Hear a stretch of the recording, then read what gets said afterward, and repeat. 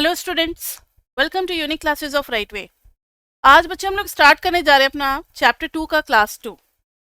MME 1 है और chapter 2 के क्लास 2 में कुछ क्वेश्चंस करेंगे। वैसे तो ये क्वेश्चंस आपको होमवर्क में करने थे, अगर जिन्होंने कर लिया वो मैच करेंगे और जिनसे नहीं हुआ वो देखेंगे कि कैसे होगा क्वेश्चन। ठीक है, तो क्वेश्चन नंबर 1 स्टार्ट करते हैं हम लोग। लॉजिक मैंने लास्ट क्लास में 2 दे दिया था, जो बच्चे लास्ट क्लास में नहीं आए थे वो थोड़ा ध्यान दें।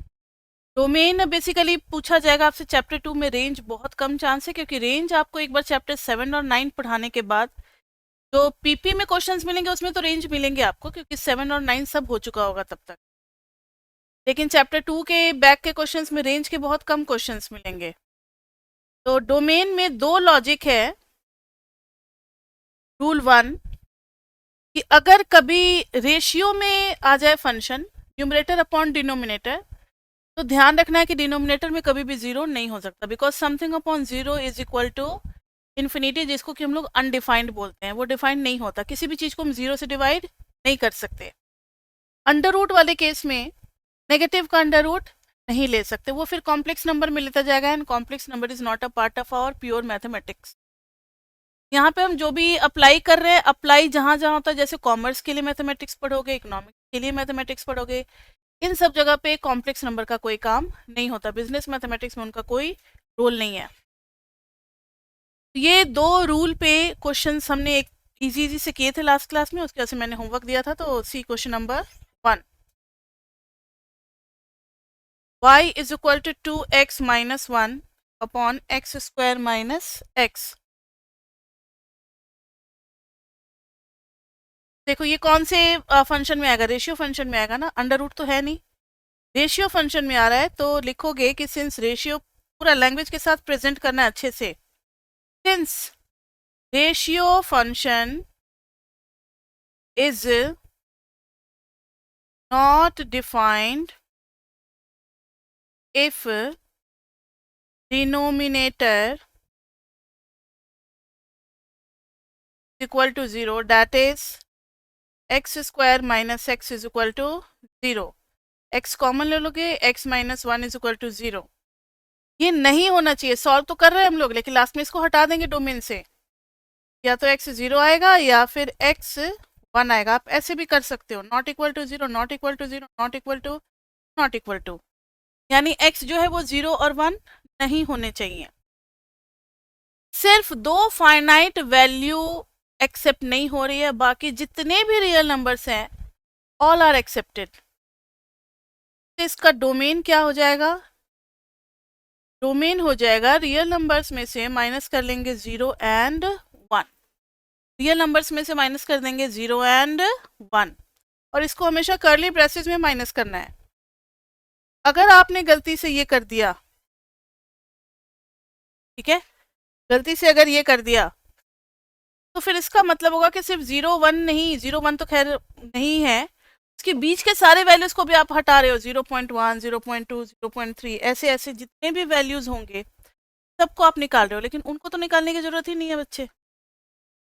ये गलत माना जाएगा। अगर फाइनाइट नंबर ऑफ एलिमेंट्स को लिखना है तो सेट रिप्रेजेंटेशन में यूज कर्ली ब्रेसेस। ये हो गया हमारा domain. Question number 2, y is equal to put under x minus 1 by x minus 2 into x plus 3। Now see, तो यहाँ पर देखो बच्चे, यहाँ पर दो लॉजिक एक साथ काम करेंगे। दो लॉजिक बोले तो पहले तो रूट है, तो रूट के अंदर की चीजें, पूरी चीजें पॉजिटिव होनी चाहिए, नेगेटिव नहीं हो सकता। और डिनोमिनेटर में 0 नहीं हो सकता, डिनोमिनेटर में 0 नहीं हो सकता। तो डिनोमिनेटर में 0 नहीं हो सकता, तो x minus 2 can not be equal to 0, x plus 3 can not be equal to 0, यानी x should not be equal to 2, x should not be equal to minus 3। कि इन दोनों जगह पे डिनोमिनेटर 0 होने के चांसेस हैं, और आपको लिखना पड़ेगा logic as denominator can not be equal to 0।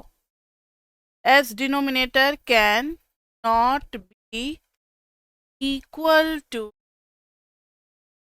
0, denominator 0 नहीं हो सकता। ठीक है, अब आते हैं हम लोग अपने अंडर रूट वाले लॉजिक पे। रूट के अंदर में ये पूरी चीजें हैं बच्चे, ये तो x minus 1 by x minus 2 तो x plus 3 should be greater than equal to 0। मेरी बात ध्यान से सुनना, जो डोमेन का लॉजिक बता रहे हैं यही फिजिबल x की वैल्यूज के लिए चैप्टर 1 में भी करेंगे। ध्यान दो, जब ऐसी चीजें आ जाए और पूरे टर्म का कंबाइंड इफेक्ट जो है वो पॉजिटिव होना चाहिए, तो हम सबको लीनियर फैक्टर में ब्रेक करते हैं। यहाँ ऑलरेडी ब्रेक किया हुआ है, इस क्वेश्चन में ऑलरेडी ब्रेक किया हुआ है। अगर नहीं होता तो हम डिनोमिनेटर अगर क्वाड्रेटिक दिया होता तो हम उसको ब्रेक करते पहले। तो ब्रेक किया हुआ है तो सबको अलग अलग अलग अलग जीरो के साथ इक्वेट करके देखो। Equate each linear term with 0। हमें क्या मिलेगा, x इज इक्वल टू 1, फिर मिलेगा 2, फिर मिलेगा -3, 1 2 एंड -3। तीनों को नंबर लाइन पे डाल देंगे, -3 1 और फिर डाल देंगे 2। देखो इन तीनों ने पूरे नंबर सिस्टम को 4 पार्ट में डिवाइड कर रखा है।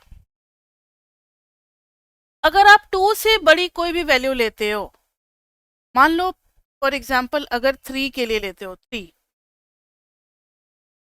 तो 3 - 1 इसमें पुट करना है पूरे एक्सप्रेशन में, अपॉन में 3 - 2 और 3 + 3 कितना आ गया, 2/3 - 2 1 6, ये आ गया 1/3 जो कि है पॉजिटिव।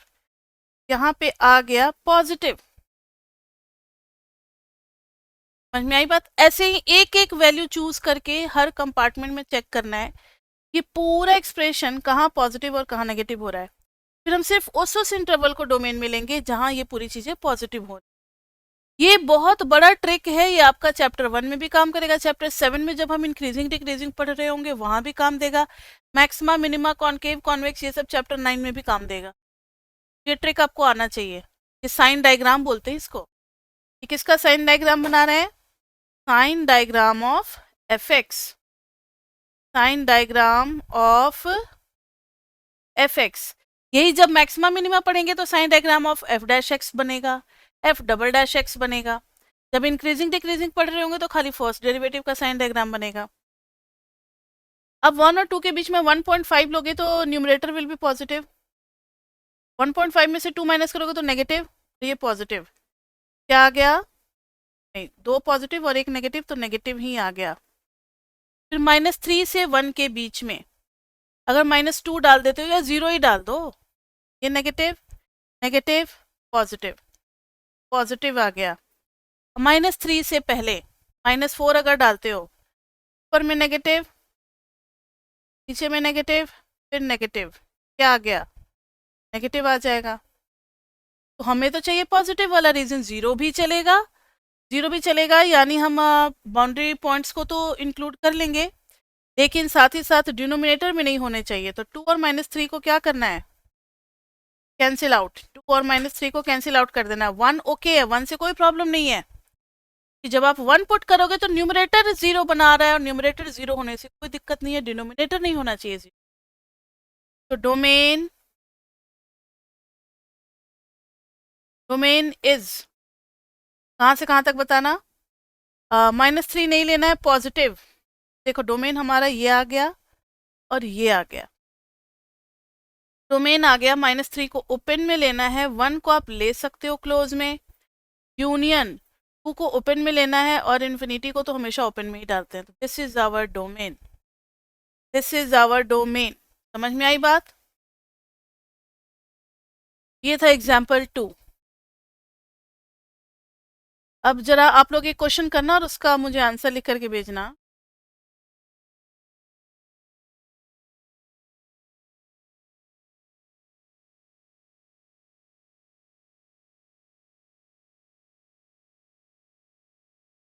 आ रहे हैं।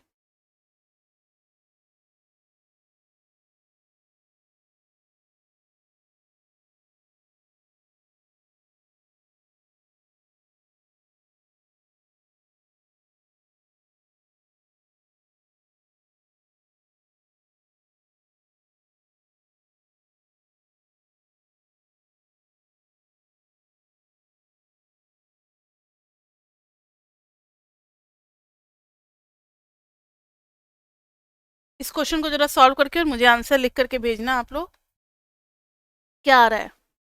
ठीक है, करो जरा, अभी 2 मिनट का समय दे रहे हैं। देखो बच्चे, क्वेश्चन कैसे होगा। मैंने आपको पहले ही कहा था कि आप सबको लीनियर फैक्टर में ब्रेक कर देना। पिछले वाले क्वेश्चन में क्या प्लस पॉइंट था कि वो ऑलरेडी ब्रेक किया हुआ था, यहाँ पे हमें करना पड़ेगा। तो ऊपर में ब्रेक हो जाएगा -3x और -x, यानी कि x -3 और x -1। नीचे में ब्रेक हो जाएगा -20 है तो 5 और 4 के फैक्टर्स होते हैं, तो 5 प्लस में आएगा और 4 माइनस में आएगा। x + 5 into x - 4। ये चीज़ ना 9th या 8th क्लास में पढ़ाई जाती है। जब ये अलजेब्रा में पढ़ाया जा रहा था ना, मैं शायद एब्सेंट हो गई थी, मुझे फीवर उबर लग गया था। जब क्लास में गए सीधा सब ब्रेक कर देते थे। हम लोग को आदत क्या थी, ऐसे -3x -x +3 लिखने की, फिर x इंटू x -3। हम लोग जब तक ये कर रहे हैं तब तक कुछ बच्चे सीधा बता भी देते थे कि सर ये होगा फैक्टर्स। लगता था कितना इंटेलिजेंट है, कितना जादू है। एक क्लास की वजह से फ़र्क पड़ गया था, बाद में मैंने धीरे धीरे अपना ठीक कर लिया। तो वही बात होती है। चलो, ये मैंने इसलिए करके बताया क्योंकि अभी भी कुछ बच्चे ऐसे हो सकते हैं जिनको नहीं समझ में आता होगा कि मैम डायरेक्टली कैसे 2 फैक्टर्स में लिख देती हैं। कि ये प्रॉब्लम मुझे भी अपने स्कूल डेज में हुआ था, तो इसलिए मैंने साइड में करके बता दिया कि इससे टेंशन लेने की कोई बात नहीं है। लेस देन 10 सेकंड में आप भी निकाल लोगे, कोई बड़ी बात नहीं है। तो आप वैसे ही करके निकाल करके फिर आप फैक्टर्स लिख दोगे। ठीक है, अब जब आपने हर लीनियर फैक्टर को 0 से इक्वेट कर दिया, आपके पास जो बाउंड्री वैल्यूज है वो कौन कौन सी मिली है, x = 1, 3, 4 और -5। ठीक है, -5, -5, 1, 3, 4, इन सब ने पूरे नंबर सिस्टम को डिवाइड कर रखा 1 2 3 5 कंपार्टमेंट्स में। अब एक एक कंपार्टमेंट से एक एक नंबर, और यहाँ पे आप नीचे लिख देना जरूर, एफ का साइन डायग्राम है ये, ताकि किसी को कोई कंफ्यूजन ना हो। ये जैसे ही हेडिंग ये देखेगा ना फुट नोट एफ से साइन डायग्राम, वो समझ जाएगा कि डोमेन का निकल रहा है। -5 से पहले -6, -6 अगर डालोगे, ये नेगेटिव, ये भी नेगेटिव, ये भी नेगेटिव, ये भी नेगेटिव, 4 नेगेटिव कैंसिल आउट हो जाएंगे, बच जाएगा पॉजिटिव। -5 और 1 के बीच में 0 भी आता है, 0 भी डाल सकते हो। 0 डाल दिए तो -3 -1 ऊपर में पॉजिटिव, नीचे में नेगेटिव, ऑल टुगेदर नेगेटिव। अच्छा, कभी कभी बच्चे, ये पता है क्या होता है, 11th-12th में भी आपने किया होगा इंक्रीजिंग डिक्रीजिंग के लिए। बच्चे सोचते थे कि ऑल्टरनेट में अगर एक मैंने निकाल लिया ना, तो अब सब में ऑल्टरनेट डाल देंगे, positive negative positive negative positive. तो फिर क्या हम लोग यहाँ पे ऐसे ही मेहनत कर रहे हैं? मेरी बात ध्यान से रखो, ये बहुत जगह लग जाता है, लेकिन it is not always true. अगर आपके एग्जाम में वही क्वेश्चन आ गया जहाँ पे अगल बगल वाले में दोनों में सेम साइन है, तब तो फिर आपका गलत हो जाएगा ये वाला फंडा। तो ये आपको नहीं लगाना। आपको हर इंटरवल को चेक कर लेना, बहुत कम टाइम लगेगा, लेकिन बिल्कुल कॉन्फिडेंट रहोगे कि हाँ जो मैंने निकाला है वो चेक करके निकाला है, इसमें अब कुछ बदलाव नहीं होने। हम लोग हर इंटरवल में चेक कर रहे हैं। आपको जल्दीबाजी में नहीं लिखना ऑल्टरनेट पॉजिटिव नेगेटिव। ऐसे कुछ क्वेश्चंस चैप्टर 9 में मिलेंगे जहाँ पे अगल बगल दोनों जगह सेम साइन है। 1 और 3 के बीच में 2 अगर डालते हो तो ऊपर में आ जाएगा नेगेटिव, पॉजिटिव तो ऊपर में नेगेटिव आ गया, नीचे में आ गया 2 डाला है ना मैंने नेगेटिव, तो पॉजिटिव हो जाएगा। नेक्स्ट है 3 और 4 के बीच में 3.5 डाल दो, ये बचेगा 0.5, ये बचेगा मतलब 0.5, जो भी बचेगा पॉजिटिव ही बचेगा। ये भी पॉजिटिव, लेकिन ये नेगेटिव नेगेटिव। 4 से बड़ा 5 डाल दोगे तो सब कुछ पॉजिटिव। तो बताओ यहाँ पर कौन कौन सा रीज़न आया हमारा, पॉजिटिव वाला लेना है ना, तो ये आया, ये आया, ये आया। आप तो 2 ही इंटरवल बोल रहे थे निखिल, 3 इंटरवल आ रहे हैं। और इसमें से ध्यान आपको ये रखना है कि -5 नहीं लेना और +4 नहीं लेना, तो ये नहीं लेना है और ये भी नहीं लेना है। ये आ जाएगा डोमेन। मैंने कुछ लैंग्वेजेस मिस कर दिए हैं, वो आपको खुद लिखना होगा कि कैसे हमने लीनियर फैक्टर्स में ब्रेक किया है। फिर साइन डायग्राम की वजह से पॉजिटिव आया है। We don't have to take this -5 and 4 because denominator will be 0 and the function will be not defined. सारा कुछ दोनों लैंग्वेज के स्टेटमेंट आपको लिखने पड़ेंगे। डोमेन क्या हो जाएगा बताना, -∞ से -5 ओपन में, यूनियन 4 से इन्फिनिटी। अच्छा, ये भी तो है ना बीच में 1 2 3, 1 2 3 तो चलो पूरा क्लोज में आ जाएगा क्योंकि 1 और 3 पे 0 होने के चांसेस है, कोई बात नहीं। लेकिन 4 ओपन में आएगा और इन्फिनिटी ओपन में आएगा। समझ में आई बात? कहाँ गलती हुई थी निखिल?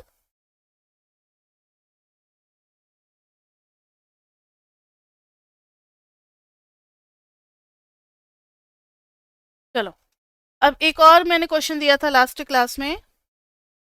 क्वेश्चन नंबर 3 था y is equal to x plus 1 to the power half plus 1 by x minus 1 to the power half। अगर आप गौर से देखो तो this is y is equal to root under x plus 1, क्योंकि पावर हाफ को क्या लिखते हैं, रूट, और ये नीचे में आ जाएगा रूट अंडर x माइनस 1।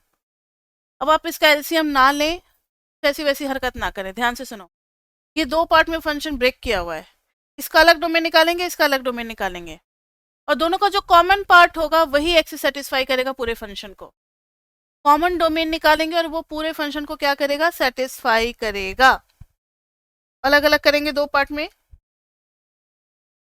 पहले रूट अंडर x प्लस 1 के लिए, x plus 1 should be greater than equal to 0 which implies x should be greater than equal to -1। और दूसरा है 1 by root under x minus 1 बताता है सबसे पहली बात कि x माइनस 1 0 नहीं हो सकता और x minus 1 should be greater then 0 only, क्योंकि डिनोमिनेटर में है तो इज इक्वल टू 0 इस बार नहीं लगेगा। x should be greater than 1। अब ध्यान से देखो, एक कहता है -1 से ऊपर ले लो, इसको भी लेते हुए, एक कहता है 1 से ऊपर ले सकते हैं। कॉमन पार्ट किसका है, ये देखो, येलो में -1 से ऊपर, ब्लू में 1 से ऊपर। देखो तो ग्रीन कहाँ कहाँ बना, ग्रीन तो पूरा 1 से आगे बन गया ना। तो डोमेन क्या हो गया, common part will be the domain, क्योंकि वही सेम एक्स यहाँ भी आ रहा है और यहाँ भी आ रहा है, तो एक्स अलग अलग नहीं हो सकता। सेम एक्स दोनों जगह डालेंगे तो कॉमन डोमेन होना चाहिए। तो डोमेन में आ जाएगा, 1 को ओपन में रखना है तो 1 और, क्लियर बच्चे? ये हो गया हमारा फंक्शन और डोमेन। एक लॉजिक का जो, एक रेंज का लॉजिक जो है चैप्टर 2 में, वो जरा देखना। जैसे y is equal to root under 5 minus x. अब आप एमएमई पढ़ रहे हो, मैथमेटिकल मेथड्स फॉर इकोनॉमिक्स, तो एक आपको बहुत ही बेसिक बात बता दें जो कि हर चैप्टर में लगभग यूज होगा।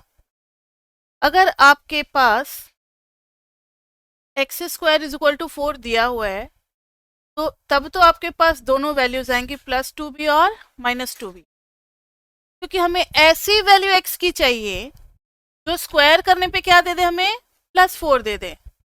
जो स्क्वायर करने पे क्या दे दे, +4 दे दे, तो उसमें +2 भी चलेगा और -2 भी चलेगा। लेकिन अगर आपको पहले से अंडर रूट करके दिया हुआ है तो we can take only positive values, खाली +2 लेंगे। अगर आपको पहले से माइनस लगा करके दिया हुआ है तो we will take only negative values. तो ये तीन लॉजिक जो छोटे छोटे हैं, इसको आप अपने दिमाग में बिल्कुल अच्छे से सेट कर लो कि अगर पहले से अंडर रूट करके हमारे सामने प्रेजेंट किया हुआ है तो सिर्फ पॉजिटिव वैल्यूज आएंगी। उस हिसाब से इसका डोमेन तो बहुत इजी है, डोमेन अभी कोई निकाल लोगे ना। डोमेन क्या हो जाएगा, 5 minus x should greater than equal to 0, x should be less than equal to 5। Domain हो जाएगा कहाँ से कहाँ तक, -∞ से 5 तक, -∞ से 5 तक। रेंज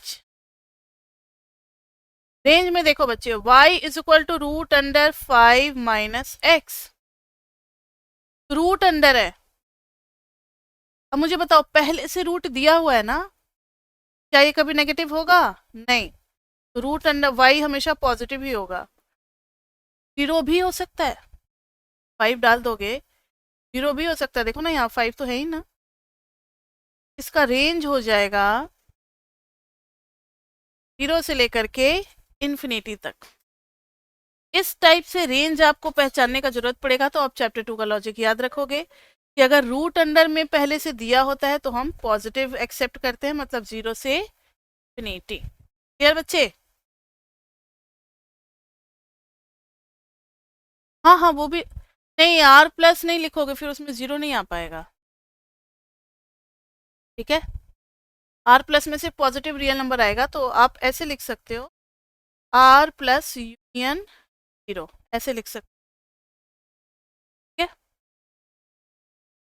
अब देखो, डोमेन के तो क्वेश्चंस मैंने करा दिए, और बहुत सारे क्वेश्चंस आपको पीपी में मिलेंगे। चैप्टर 2 का पीपी जब आप देखोगे तो उसमें डोमेन के क्वेश्चंस बहुत सारे हैं। अब हम लोग बढ़ेंगे अपने ग्राफ की तरफ। पहला फेज कंप्लीट चैप्टर 2 का, जिसमें हम लोग पढ़ते हैं फंक्शंस, टाइप ऑफ फंक्शंस और डोमेन के बारे में जानते हैं। दूसरा फेज स्टार्ट होता है बेसिक ग्राफ्स। फिर तीसरे फेज में हम लोग शिफ्टिंग ऑफ कर्व्स पढ़ते हैं। इसके साथ ही हमारा चैप्टर 2 कंप्लीट हो जाए। तो अभी हम लोग सेकेंड टॉपिक पे बढ़ रहे हैं, बेसिक ग्राफ्स। हो सकता है आपने कुछ ग्राफ्स पढ़े होंगे 11th-12th में, घबराने वाली बात बिल्कुल नहीं है। ट्रिगो नहीं है, ट्रिगो का एक भी साइन एक्स कॉस एक्स का ग्राफ, ये सब हमें नहीं चाहिए।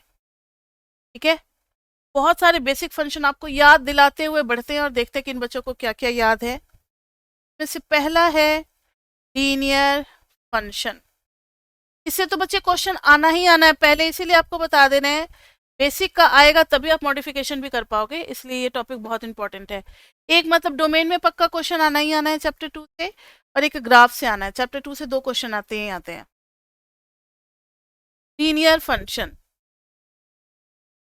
लीनियर फंक्शन का ग्राफ देखना है बच्चे हमें। एग्जाम्पल के तौर पे अगर मैंने आपको दे दिया y equal to 3x plus 7, graph बनाना है हमें, बहुत इजी है। ग्राफ बनाने के लिए आपको बताया गया होगा बचपन में कि 2 पॉइंट फॉर्म ग्राफ बनाते हैं। एक बार x और y, एक बार x 0 ले लेंगे और एक बार y 0 ले लेंगे। जब x 0 लेंगे तो y कितना आ जाएगा? 7। और जब y 0 ले लेंगे तो x की वैल्यू कितनी आ जाएगी? -7/3। It will be like this way, -7/3 और -7/3 0, और एक हो जाएगा 0 और 7, ऐसे लाइन हो जाएगा। समझ में आ गई बात?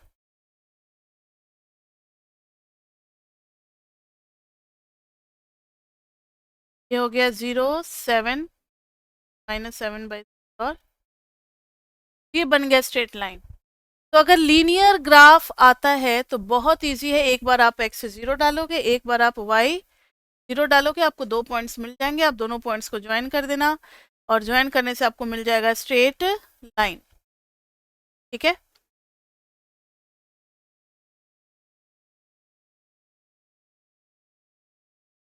सेकेंड में है क्वाड्रेटिक फंक्शन। लीनियर में ना कुछ और भी बातें हैं, वो भी हम आपको बता देते हैं। लीनियर में सम मोर कॉन्सेप्ट्स। पहला है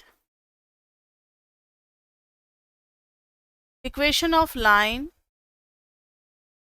सब आपको पता होगा, 11th-12th में पढ़ते चले आए हो। Equation of line passing through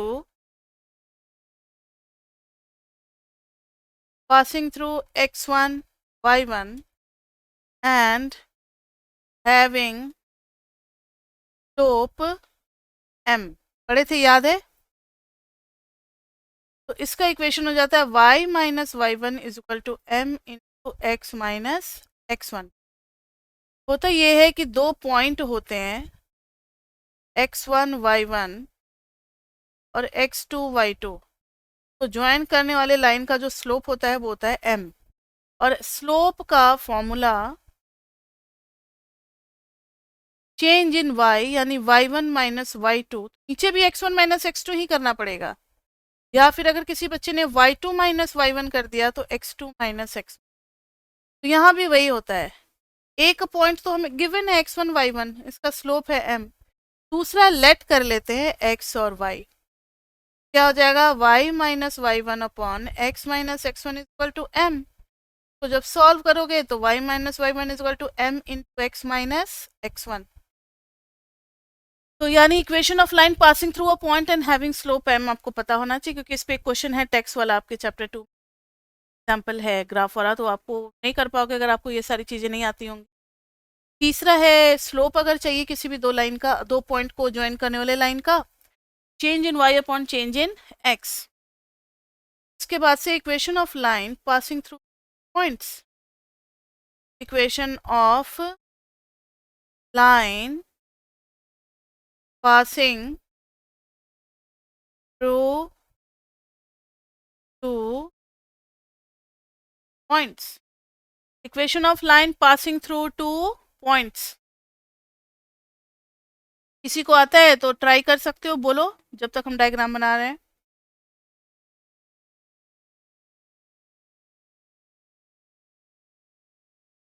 देखो इसका हम लोग इस तरीके से इक्वेशन लिखते थे, y माइनस अगर आपने y1 कर दिया है और नीचे में y1 माइनस y2, तो इधर भी same to same x minus x one on x one minus x. जब वैल्यूज पुट करोगे कोऑर्डिनेट्स की तो ये अपने आप सॉल्व होकर के लाइन दे देगा।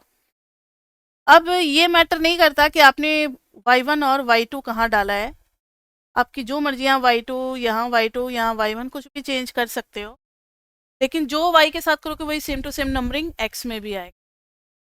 क्लियर बच्चे? एक और है लाइन में, वो भी आप देख लो, इक्वेशन ऑफ लाइन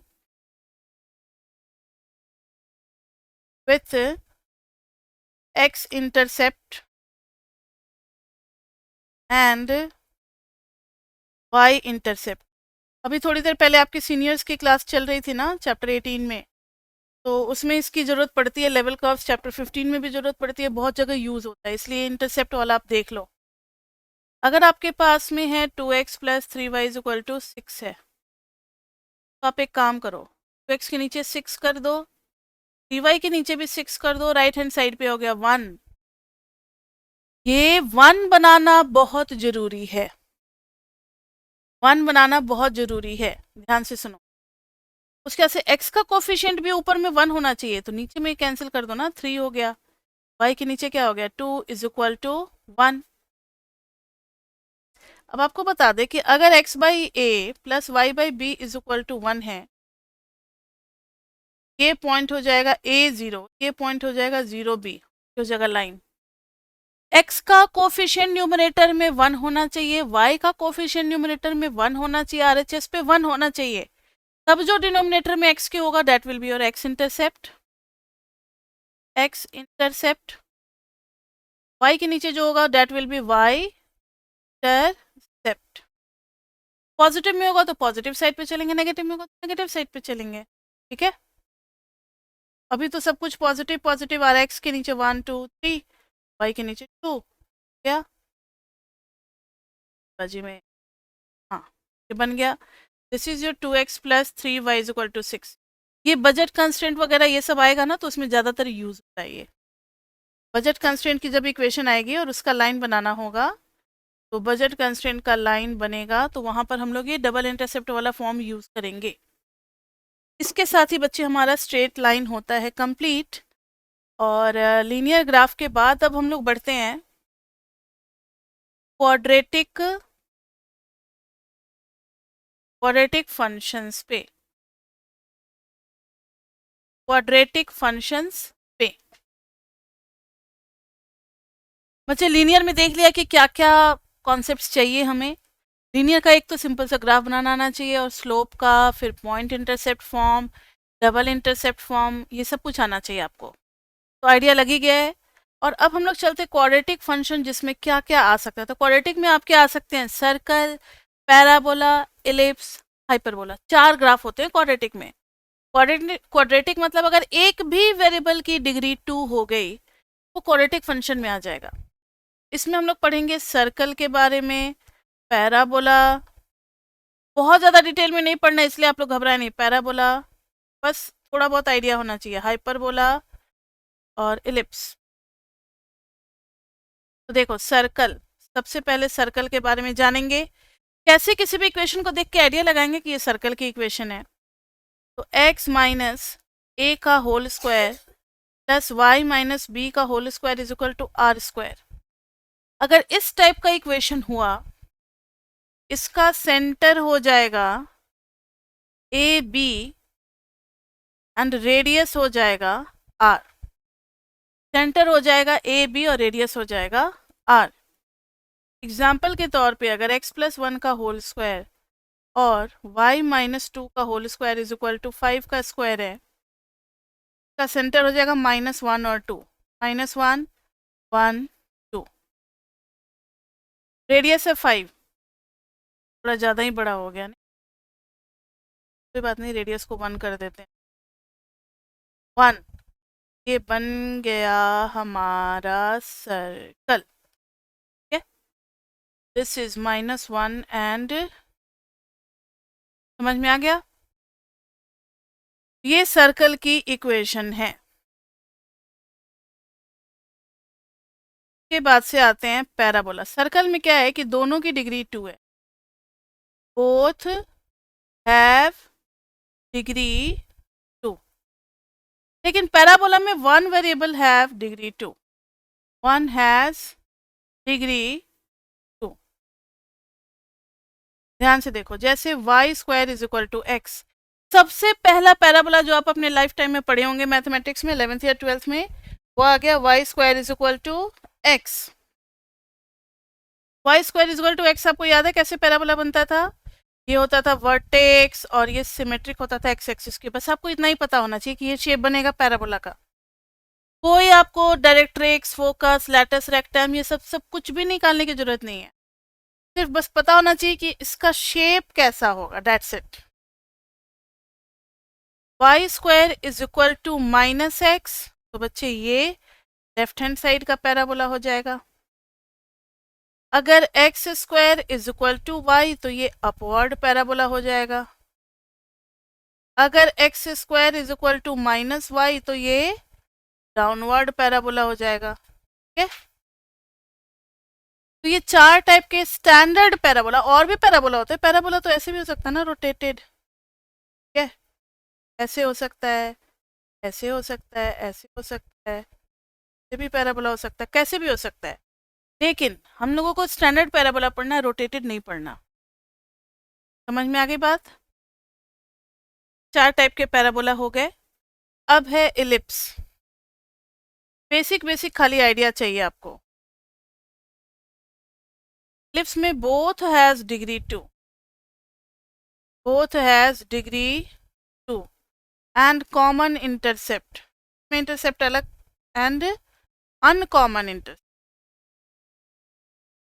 सेम नहीं होंगे, अनकॉमन इंटरसेप्ट। बोले तो कुछ इस टाइप का होगा, x square by a square plus होगा बीच में y square by b square is equal to 1, x square by a square plus y square by b square is equal to 1। देखो x के नीचे किसका स्क्वायर है? a का है, समझो जरा। तो a ले लेंगे इधर, a 0 आ जाएगा, इधर ले लेंगे तो -a 0 आ जाएगा। y के नीचे b स्क्वायर है, ये आ जाएगा 0b, this one is 0 -b। अब इनको अगर ज्वाइन करा दें, ये बन गया इलिप्स, इलिप्स बन गया। अब ये इलिप्स ऐसा बनेगा या वर्टिकल बनेगा, ये क्वेश्चन के ऊपर डिपेंड करता है। जैसे कि एग्जांपल अगर हम आपको दे, एक्स स्क्वायर बाई 4 और प्लस में y square by 9 equal to 1, ये आ जाएगा बच्चे एक्स स्क्वायर के नीचे किसका स्क्वायर है? 2 का स्क्वायर है, वाई स्क्वायर के नीचे 3 का स्क्वायर है इज इक्वल टू 1। 25 ही ले लो, ज़्यादा अच्छा दिखेगा, 5 हो जाएगा 5 का स्क्वायर। इधर हो जाएगा x के नीचे 2 का स्क्वायर है इसलिए 1 2 लेफ्ट 1 2 राइट, y के नीचे 5 का स्क्वायर है इसलिए 1 2 3 4 5 1 2 3 4 5 तरीके से हो जाए। देखा वर्टिकल एलिप्स बन गया। 0 -5 0 5 दिस इज 2 0 दिस इज -2 ठीक है, ये हो गया हमारा एलिप्स। तो एलिप्स कैसा बनेगा ये उसके नीचे किसके नीचे बिगर है इंटरसेप्ट उस पर डिपेंड करता है। अभी y के नीचे बिगर है इसलिए ज़्यादा लेंथ मेजर एक्सिस जो है वो y एक्सिस के लॉन्ग दिख रहा है, x के नीचे छोटा सा लेंथ है इसलिए वो माइनर एक्सिस आपको x एक्सिस के लॉन्ग दिख रहा है। एलिप्स के बाद इसलिए हम ज़्यादा नहीं डिटेल में जा रहे हैं, एलिप्स में पढ़ाने को तो बहुत कुछ है लेकिन नहीं पढ़ना आपको, जितना पढ़ना है उतना ही बता रहे हैं बस। हाइपरबोला, हाइपरबोला बच्चे नए टेक्निक से दोनों के both have degree 2 but one is with negative sign, both have degree लेकिन नेगेटिव साइन के साथ, like x square by a square minus y square by b square is equal to 1। अब दोनों नेगेटिव तो हो नहीं सकता, सोचो जरा मैंने क्या कहा। अगर एक्स स्क्वायर बाई ऐसा अगर आपने लिख दिया minus x square by a square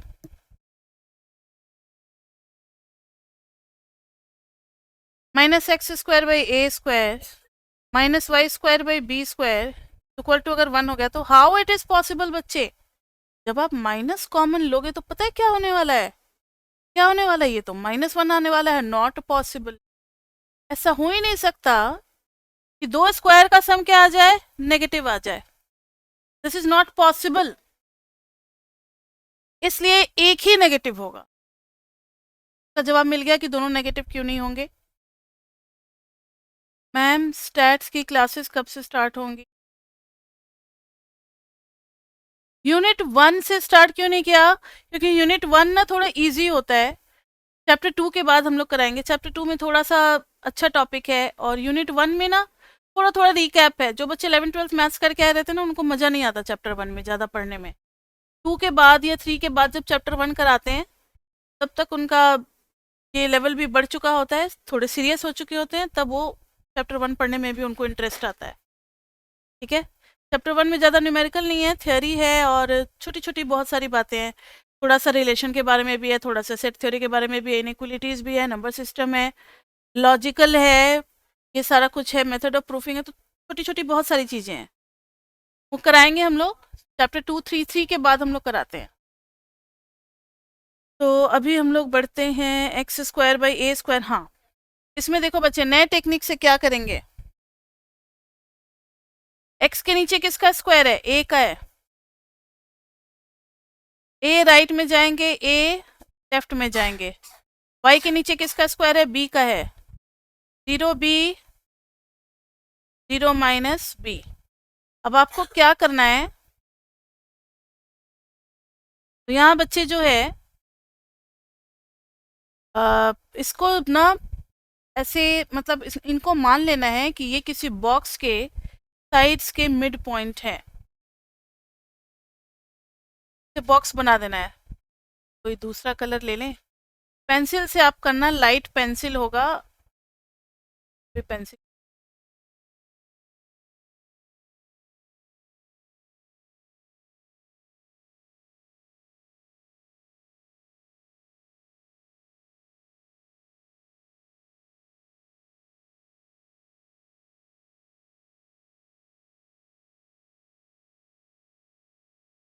ले लिया मैंने भी, पेंसिल ही ले लिया। अब इस बॉक्स का क्या करना है, आपको डायगोनल स्केच करना है। क्या स्केच करना है, डायगोनल। अब देखो कि कौन सी चीज पॉजिटिव है, एक्स वाली चीज पॉजिटिव है ना, तो इसका मिड पॉइंट को ऐसे लेकर के और आपको ग्राफ बनाना है, ग्राफ कुछ ऐसे बनाना है कि इन दोनों लाइन को टच नहीं करना है, पैरेलल दिखला देना है, दैट्स इट। फिर इधर भी से आएगा, इधर से ऐसे जाएगा, ये बन गया हमारा हाइपरबोला। समझ में आई बात, हाइपरबोला में क्या करना है, कि x के नीचे जिसका स्क्वायर रहेगा उतना x एक्सिस पे लेफ्ट और राइट में ले लेना है, y के नीचे जिसका स्क्वायर रहेगा उतना ही ऊपर और नीचे ले लेना है। इन चारों को mid point of the boxes लेकर के एक बॉक्स बनाना है, बॉक्स के डायगोनल बनाने हैं और फिर देखना है कि कौन सा टर्म पॉजिटिव है। अगर x वाला टर्म पॉजिटिव है तो along the x axis hyperbola बनेगा, अगर y वाला टर्म पॉजिटिव होता तो एक ऊपर और एक नीचे बनता।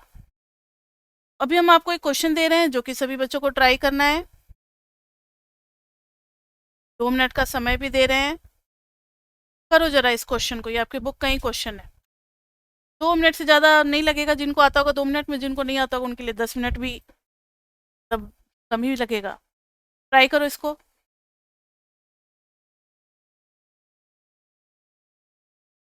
हाँ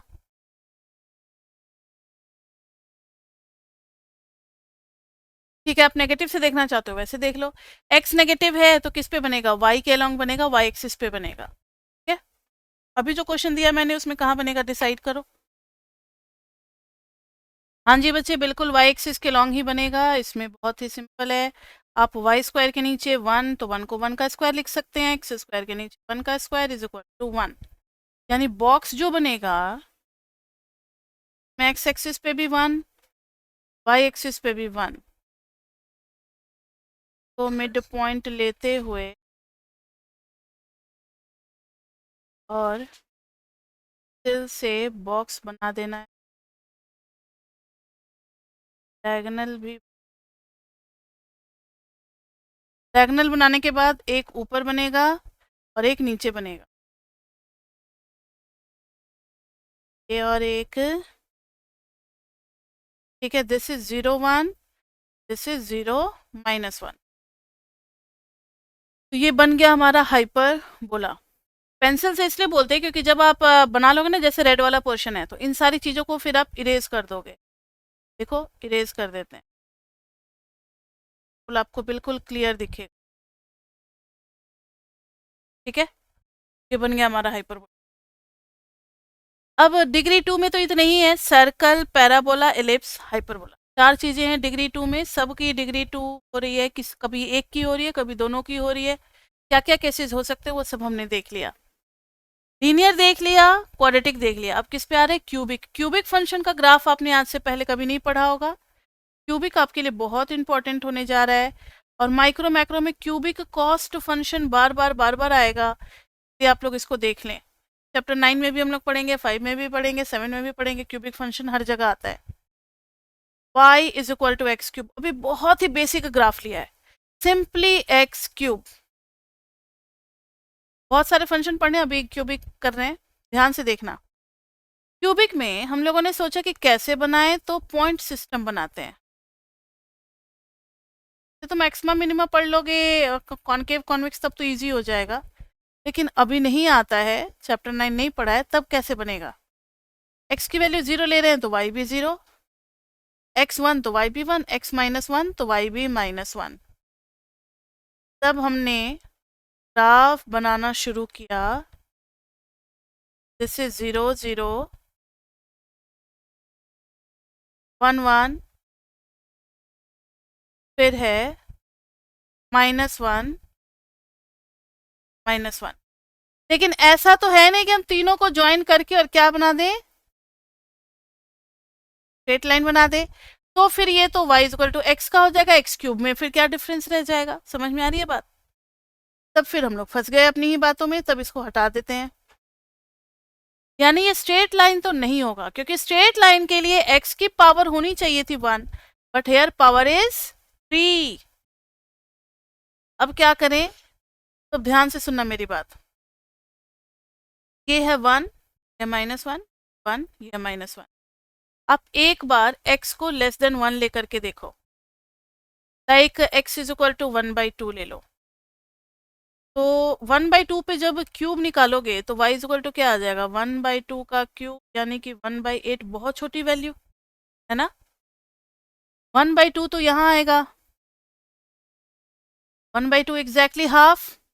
लेकिन y में तो 1/8 होना है, ये हाफ, उसका भी हाफ 1/4, उसका भी हाफ 1/8, यानी ये है 1/8।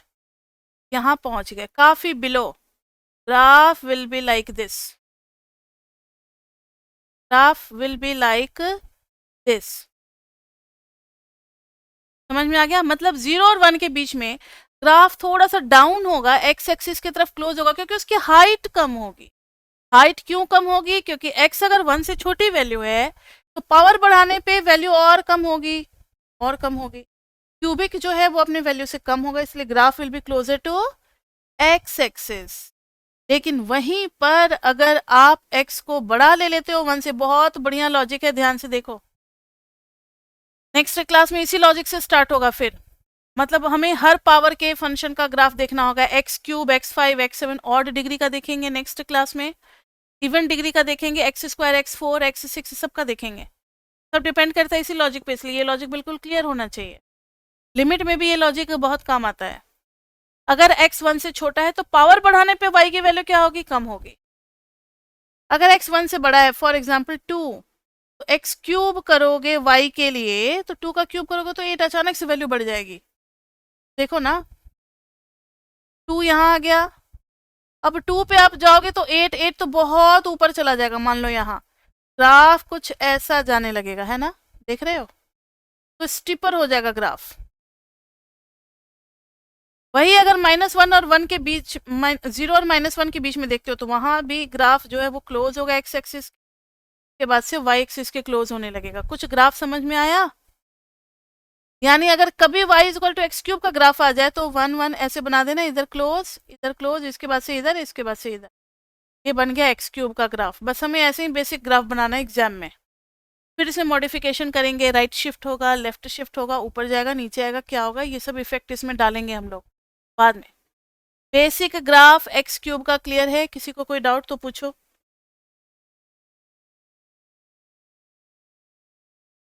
एक्स क्यूब के लिए ग्राफ को दो तरीके से ब्रेक करके सोचना पड़ा। एक, जब 0 और 1 के बीच में हो फ्रैक्शन वाली वैल्यूज, पावर बढ़ाने पे कम हो जाता है तो ग्राफ जो है वो क्लोज हो जाएगा एक्स एक्सिस के।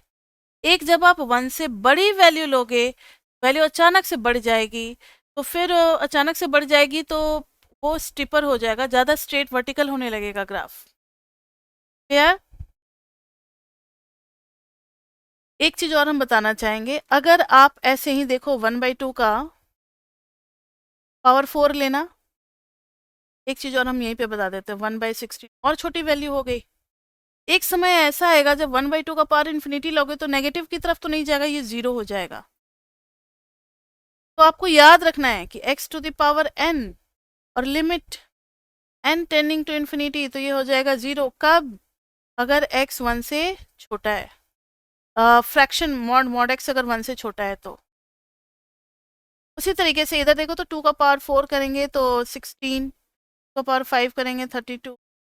एक समय ऐसा आएगा जब 2 का पावर इन्फिनिटी करोगे तो किसकी तरफ चला जाएगा? इन्फिनिटी की तरफ। तो लिमिट में ये भी आपको याद रखना है कि limit x tending to infinity, x to the power n infinity हो जाएगा। कब? अगर हम कंफर्म है कि mod x is greater than 1। ये बहुत इंपॉर्टेंट इंफॉर्मेशन है, बहुत इंपॉर्टेंट है, ये इतना आपका प्रॉब्लम सॉल्व करेगा।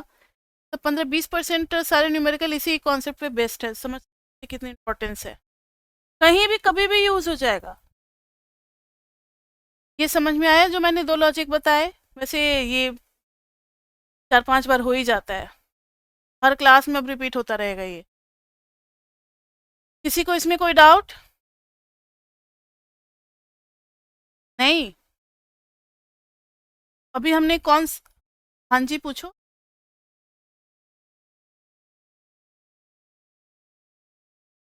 हाँ, नेक्स्ट अभी बता दें या नेक्स्ट क्लास में कराएंगे? नेक्स्ट क्लास में हम लोग ये करेंगे, थर्ड ग्राफ था ना ये तो, फंक्शन।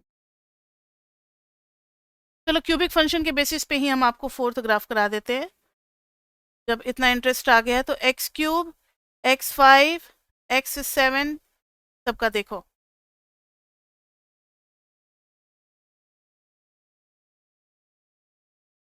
मान लो कि एक्स क्यूब का ग्राफ ये है 1 1, ये है एक्स क्यूब का।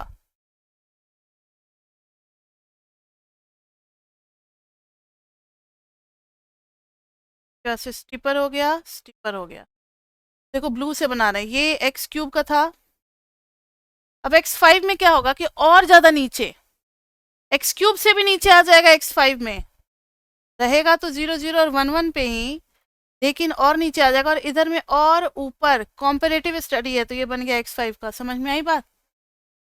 यहाँ पर भी और क्लोज टू x एक्सिस और इधर में और ज़्यादा वर्टिकल, ये बन गया x⁵ का। ये कंपैरिजन के थ्रू बनाया जाता है ग्राफ। अगर वहीं आपसे x7 का बोला जाए, थोड़ा और क्लोज कर देंगे, वैसे ये हम लोगों का गलत बन रहा है, क्लोज होते होते इस तरीके से नहीं घूमेगा, शेप तो वही रहेगा। ये x7, ये बन गया x7 का ग्राफ, तो शेप वही रहेगा, चाहे x³ हो, x5 हो, x7 हो, लेकिन जब एक ही ग्राफ पे रखेंगे तीनों को तो थोड़ा थोड़ा वेरिएशन दिखेगा। मतलब -1 और 1 के बीच में पावर बढ़ने से graph will become closer to x axis, और जैसे ही 1 के बाद जाते हैं वो वर्टिकल ज़्यादा हो जाता है। समझ में आ गई बात?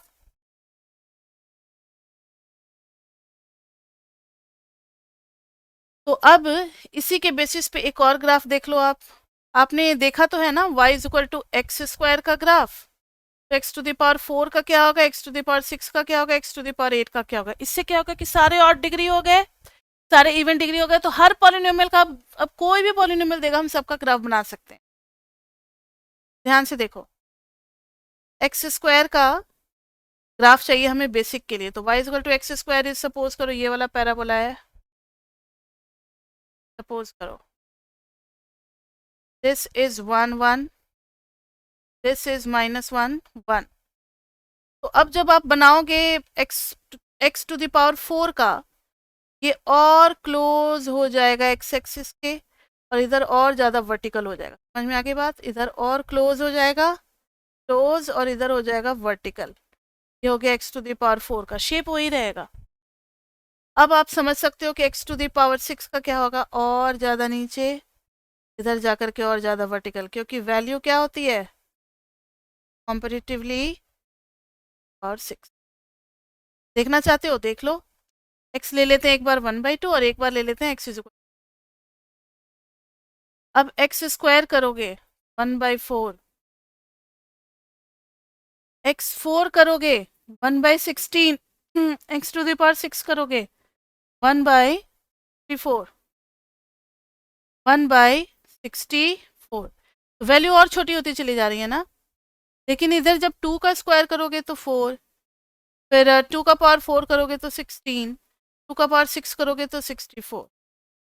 अब आप समझ गए होंगे कि वैल्यू कम होने का मतलब है height decreases close to x axis, और वैल्यू इंक्रीज हो रहा है तो close to y axis. Height ज़्यादा बढ़ रही है ना तो सीधा ज़्यादा वर्टिकल ग्राफ बनेगा। समझ में आ गई बात?